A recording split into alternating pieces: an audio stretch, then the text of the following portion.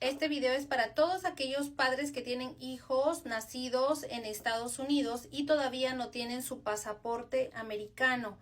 Es muy importante que realicen el trámite del pasaporte americano a sus menores hijos, especialmente en estos momentos. Y es aún más importante que ustedes como padres tengan sus pasaportes vigentes también. ¿Ok? Ahora, para tramitar el pasaporte americano, si eres mamá soltera, papá soltero, también puedes tramitar el pasaporte americano a tu menor hijo. En estos tiempos lo necesitas. Si tienes más preguntas al respecto, simplemente no dudes en llamarnos de lunes a domingo desde las 9 de la mañana al 614-787-4094.